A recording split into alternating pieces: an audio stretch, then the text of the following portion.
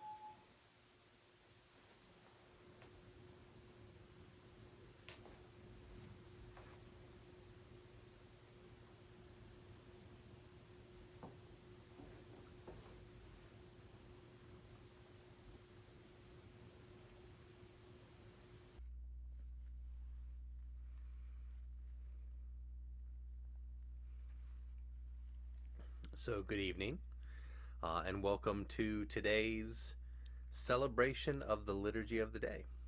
My name is Osho Brad with the Dragonfly Sangha, and let us start by sharing the peace. May all beings awaken to that peace which is our true home. Let us take refuge. I take refuge in the ground of being within which I live and move and breathe. Let us make the accord. I take sanctuary in the heart of being, accepting all of my delusions in thought, word, or deed, born of ignorance, hatred, and greed. Let us give thanks. I give thanks for all beings, awakening to the interbeing of all nature. May my heart be open and my mind clear. May all be free from suffering and the causes of suffering, and may all come to know that peace which is beyond all understanding.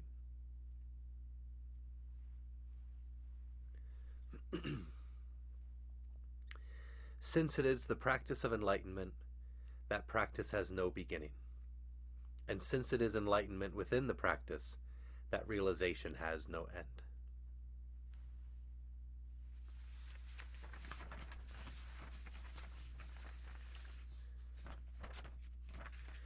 So I wanted to speak a bit this evening about some reflections, or I wanted to share some reflections on acceptance and oneness that I experienced over the last few weeks. And oneness is an important concept in Buddhism. I think sometimes it's misrepresented in popular culture, the notion of oneness. You know, we've probably all heard the joke about the what did the Buddhist say to the hot dog vendor? Make me one with everything, right? Or the popular image of the meditating monk on the mountaintop, or the guru. Gary Larson from The Far Side used that a lot. Achieving oneness with everything. All right, but we talk about oneness a lot in our Sangha. And so I wanted to talk a bit about what that oneness really means on a daily basis. And because it's very easy to live in a way that reinforces a sense of separateness, where we keep to ourselves and surround ourselves only with the things and the people that we like.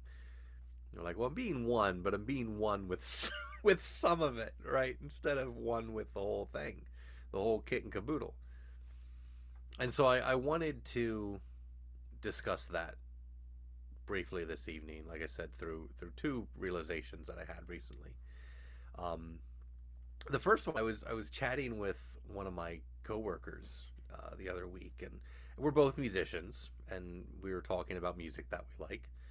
And she confessed to me that she's a huge Beyonce fan. Um, and I had to confess back to her that I've never really listened to a Beyonce song. And she was, you know, incredulous. She couldn't believe it, and I said, well, I think I know. There's a song, all the single ladies, and then I think there's one where it's like you need to put a ring on it, and she's like, well, that's the same song, and I said, well, so I've heard two parts of one Beyonce song, so I have that going for me. But she couldn't believe that I wasn't familiar with Beyonce. And she's like, how could you not know any of Beyonce's songs? Beyonce's everywhere, hard to ignore. And asked me, she's like, well, do you know Michael Jackson's music? And I said, sure. Both Michael Jackson and Beyonce, were superstars. Um, and I know a lot of Michael Jackson's songs from when I was growing up in the 80s and the 90s. And but I said, I was like, I think part of why maybe Michael Jackson stood out to me a bit more is because back then in the 80s and 90s there were far fewer options for listening to music, right? Or watching TV wherever you would, see or hear Michael Jackson. Now we have satellite radio and Spotify and iTunes and Google Play and all these ways that you can kind of, create an echo chamber. The popular culture was a bit narrower, I would say, back in the day, back in my day. Fewer TV channels, things like that. But nowadays, you can live in a way where you only hear the music that you want, and miss things outside of that bubble. Even popular things like Beyonce, apparently. The other experience that I had was while I was scrolling through an app called Reddit. Now I have a love hate a love hate relationship with Reddit, because it's Reddit's sort of a what I would call like an internet hole, like YouTube can be, where you start browsing one thing that catches your interest, and then that leads to something else, and leads to something else, and then minutes later you're looking at something completely unrelated. You're like, how did I get here? How much time has passed? You start looking at a sports highlight, and 30 minutes later you're watching your fifth video in a row of a chicken riding on the back of a dog or something like that. You're like, how did I get here? And it's a fun distraction, but I do wish I did less of that. But I was scrolling through Reddit, because one thing I do like about Reddit is that there are subreddits, which essentially are communities, very small or very large communities that focus on specific topics. So I follow a variety of subreddits that deal with things like Buddhism or Taoism or podcasting or tattoos, Halloween, horror movies, weight loss, any number of things, things that are funny, things that are unbelievable or astounding, things that interest me. And you'll also see as you're scrolling down the list of popular posts to Reddit, kind of like promoted subreddits that aren't things that you would maybe follow, but they're popular with other people. And sometimes they're things I just have no interest in, and you just kind of skip past them. And I thought to myself, like, boy, if only I could only see the things that I want here, and just get rid of, all of these subreddits that I'm not interested in. Now, strangely enough, I think they're adding that feature, but it hit me when I started to think, like, boy, I wish I could get rid of all this stuff that I don't want to see. Nothing wrong with it, nothing, offensive or lewd or crude or anything like that, just stuff that I'm not interested in. And it hit me like, boy, I'm trying to create a bubble. I'm trying to eliminate everything that I don't like and only surround myself with things that, are fun and pleasant and nice and that I enjoy. And the reason that this stood out to me is because I try to be intentional in seeing both sides of things. Seeing the things, the side of things that I like, the side of things that I, agree with, but also the side of things that I don't agree with or don't like. It's an important part of my personal practice because it's something that I've struggled with, and so I'm working on it. And when I encounter something that I don't like, something that challenges me, maybe a political opinion,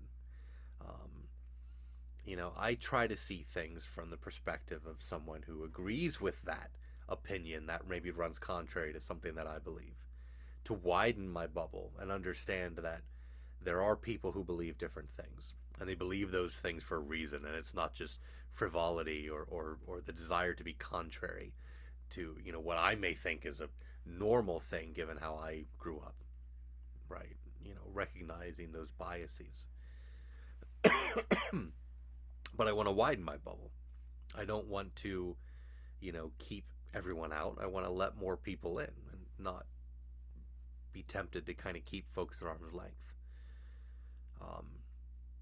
Or if I read a news story where someone did something awful, maybe committed a crime, maybe murder, right? Everyone is calling that person a monster. I hope they rot in jail. What a piece of garbage, right? I try to ask myself a question, and this is a question that a lot of our priests, you'll hear, are encouraged to ask themselves and reflect on. But when we see that someone has done something reprehensible, we ask ourselves, why did I do that? Why would I do that?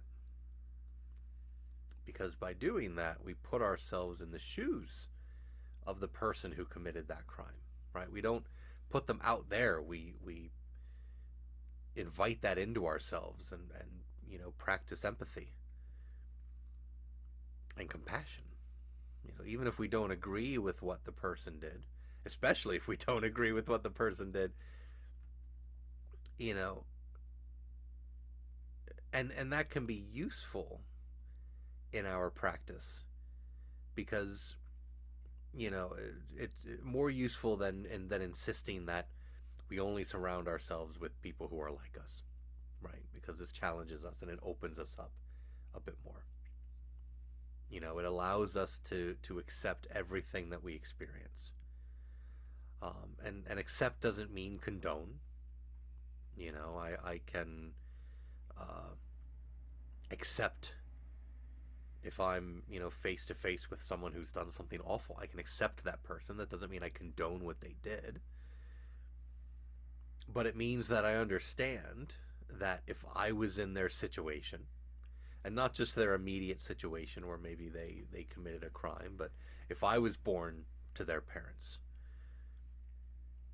if I was in their family and their home, whatever circumstance that may be, if I experienced what they experienced growing up, and those experiences shaped me in the same way that it shaped them, maybe I have a neurological disorder that this person has that caused them to act in this way because it impacted my ability to differentiate right from wrong. Or if I struggled with being ground down by people around me, telling me I was no good, felt I had no way out, and so I did something horrible, and that hurt a lot of people. By running that through our minds, we can understand other people, even folks who do things that many would forget or consider unforgivable, right? So instead of pushing all of those things away and saying, well, here is my nice, clean, safe bubble, we entertain those thoughts to acknowledge the fact that, goodness, that could be me, right? If I was in their situation, that could be me. And I'm not excusing when someone does something awful, and saying, well, we can't blame them for that because of their background and A, B, and C. And I'm certainly not saying too that folks who do things, shouldn't face the consequences of their actions. Be it jail time for something illegal, or a lost relationship for ignoring their partner's needs, or being cruel to their spouse, or the loss of a job because you're not doing the duties of that job, right? Because we can face consequences for the things that we do. But of acknowledging that, there but for the grace of God go I, right? That if I was in that situation, that could be me. And doing that, as a result of that acknowledgement, I experience a sense of gratitude for where I am, and openness and patience for people who may not be like me, because maybe I don't know what they've gone through, right? And oneness, a connection rather than a separateness. And with that oneness comes an opportunity to extend compassion to people who are different from me without recoiling, keeping them outside of my bubble, right? Where maybe I just ignore them completely, shutting them out from a sense of rejection and separation. Now, you might be wondering, or thinking to yourself, boy, it's a real stretch from not listening to Beyonce or wishing I could ignore subreddits to accepting criminals and putting myself in their place. Or even, just accepting or rejecting people with different socio-political beliefs, or sexual orientations, or race, or favorite sports team, favorite kind of music, right? But it comes down to understanding that the impulse to insulate ourselves, to build that bubble, that wall around ourselves, and only accept the things that we like and are like us, and reject everything else. If we believe that we can live in that kind of a bubble, then inevitably we shrink. That bubble shrinks more and more because our preferences become more defined, more specific. Well, now that I've made a choice to eliminate 50% of things, maybe I can remove another 10% of that 50, because actually I like this over here a bit more. And our bubble shrinks, and it shrinks. And we keep separating ourselves from more and more people, which separates us from ourselves, right? We are connected to everyone, to everything. That's what oneness is. Oneness is a truth. And we deny that truth when we try to cut ourselves off from people. Now, it's easy to put up those walls. Sometimes, hey, if there's you're experiencing a conflict with someone, or it's easy to just kind of put up that wall and be like, well, problem solved, right? Out of sight, out of mind. But if we're blocking out everything that we don't agree with, and ignoring things that don't reinforce what we believe, and refuse to accept people just based on their opinions and what they believe, or what they put on Facebook or on Reddit, right? Or how they act to us, what we see them do.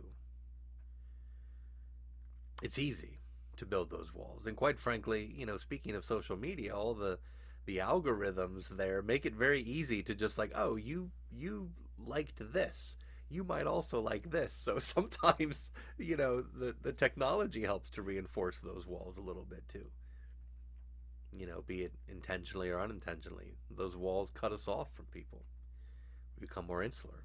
We can't possibly believe that there are people out there who might be different from us, because everything we see every day is like, well, I guess I'm normal, right? Because look at all these other things that I see of people who are normal like me.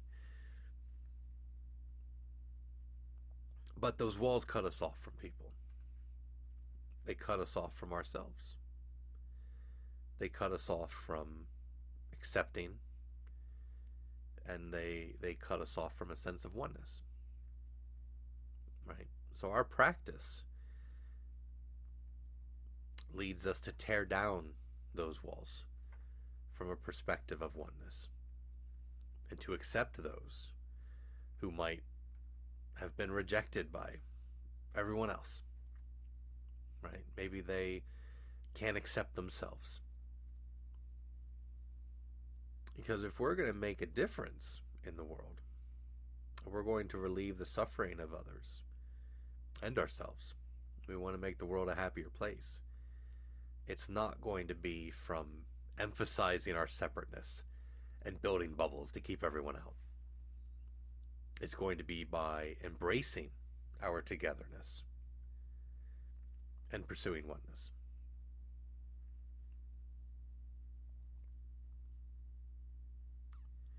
So I hope that you found these reflections helpful.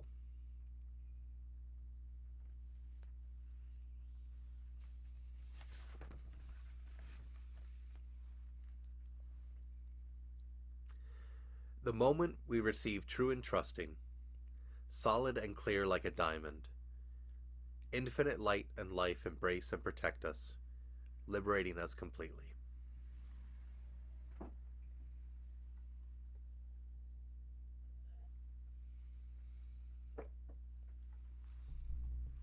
Let us take the 4 immeasurable vows.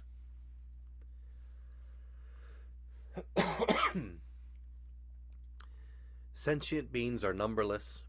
I vow to liberate them. Delusions are endless. I vow to end them. The ways of compassion and wisdom are boundless. I vow to embody them. The way is unattainable. I vow to attain it.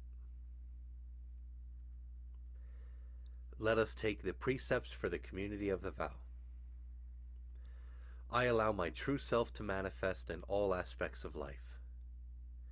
I take complete responsibility for my own life and all of my actions. I affirm my personal being and acknowledge it as a path to awakening and freedom. I embrace all aspects of my personal being, including my shadow, so that they may be transformed. I affirm an attitude of openness to my true self, even in the midst of suffering.